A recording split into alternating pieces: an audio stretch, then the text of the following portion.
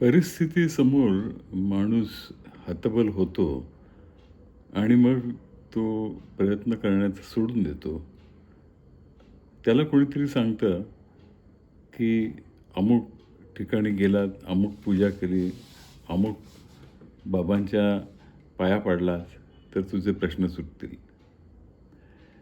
ह्याबद्दल आपल्या संत मंडळींनी बरचसं काही म्हणून ठेवलेलं आहे आणि त्यात संत ज्ञानेश्वर हे आपले जे संत मंडळातले आद्य संत आहेत, त्यांनी काय म्हटलं आहे ते बघून घेणं आपल्याला उपयुक्त ठरेल. ते असं म्हणतात, की जरी मंत्रेची वैरी मेले, तरी वाया का बांधावी कट्यारे. मंत्र म्हणून जर आपले शत्रू मरणार असतील, तर मग आपण कमरेला तलवार बांधायचं काही कारण नाही. मंत्र म्हणूनच आपले शत्रू वैरी मरणार आहेत. आपल्याला आज हे थोडंसं विचित्र वाटेल, की असं काही लोकांचा विश्वास होता का? तर असा पूर्वी आपल्याकडे काही लोकांचा विश्वास होता आणि ते शत्रू आलेले असताना दारात हे मंत्र पठण करून त्याचे डोळे फुटतील अशा तऱ्हेची आशा बाळगून होते. आणि प्रत्यक्षात काय झालं, तर ज्या आक्रमकांनी त्या मंत्र म्हणणाऱ्या लोकांचे डोळे फोडले. त्यामुळे ह्या आपल्या इथला अनुभव असताना देखील आपण अजूनही ह्या मंत्रतंत्राच्या जाळ्यात अडकतो. आपण कार्यकारण भाव हा जो असतो, म्हणजे अमुक गोष्ट केली तर त्याचा एक अमुक परिणाम होतो. तेव्हा तुम्हाला युद्धामध्ये जर शत्रूशी संघर्ष 4 हात करायचे असतील, तर शत्रूशीचा सामना करण्यासाठी जी तुमच्याकडे आयुधं पाहिजेत, शस्त्रास्त्र पाहिजेत, ती असलीच पाहिजेत आणि ती चालवण्याची क्षमता तुमच्याकडे असली पाहिजे. तिथे तुम्ही नुसतं मंत्रतंत्र म्हणून किंवा घोषणा देऊन उपयोग होणार नाही. आणि म्हणूनच आपल्याकडे आपण जर बघितलं, तर शिवाजी महाराजांनी त्या काळात ज्या त्या काळच्या अत्याधुनिक तोफा होत्या, त्या इंग्रजांकडनं खरेदी केलेल्या होत्या.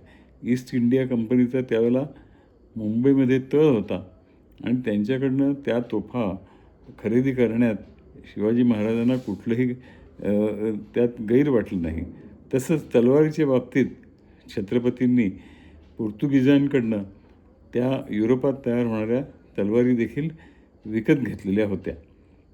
तेव्हा ज्या ठिकाणी आपल्याला जो परिणाम साधायचा आहे, तो परिणाम कुठल्या कारणाने साधला जातो याचा अभ्यास करून त्या दृष्टीने आपल्याला पावलंही उचलावी लागतात.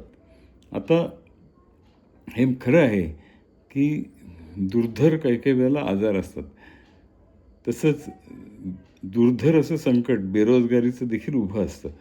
अशा ठिकाणी अशा वेळेला आपण बाजारामध्ये कोणत्या श्रमांना मागणी आहे त्याप्रमाणे ते श्रम, ते कौशल्य जर आपण विकसित केलं, तर आपल्याला रोजगार मिळण्याची संधीही उपलब्ध होऊ शकते. अर्थात बेरोजगारी हा प्रश्न अतिशय मोठा प्रश्न आहे. परंतु तरी देखील आपल्याला जर तो प्रश्न व्यक्तिगत पातळीवर सोडवायचा असेल, तर आज जगाला जी कौशल्य हवी आहेत, ती आपल्याला विकसित केलीच पाहिजेत. आणि ती कौशल्य असतील, तर आपल्याला आज जगाच्या बाजारपेठेमध्ये रोजगार हा मिळू शकतो. नुसती आपण कोणाची प्रार्थना केली, नुसतं मंत्र केले, नुसतं मंत्रपठण केलं, तर त्यातनं आपल्याला ते कौशल्य मिळणार नाही. आणि ते कौशल्य मिळालं नाही, तर आपल्याला रोजगार मिळणार नाही. त्यामुळे कोणतंही संकट आलं असताना माणसाने डगमगून न जाता या ठिकाणी आपल्याला अपेक्षित परिणाम काय हवा आहे आणि त्यासाठी आपल्याला कोणती कौशल्य, कोणती साधनं ही बाळगली पाहिजेत, संपादित केली पाहिजेत आणि अंगी बाणवली पाहिजेत, असा विचार केला तर कोणत्याही संकटावर आपल्याला मात करण्याचे मार्ग दिसू शकतात. त्याऐवजी आपण तीर्थयात्रा, पूजापाठ हे नुसते करत बसलो, तर त्यातनं आपली संकटंही निवारण होणार नाहीत. आणि हेच आपल्याला ज्ञानेश्वर माऊलींनी सांगितलेलं आहे. जरी मंत्रेची मारावी वैरी, तरी वाया का बांधावी कट्यारे. हा त्यांचा जो उपदेश आहे तो आपण कायम लक्षात ठेवला पाहिजे.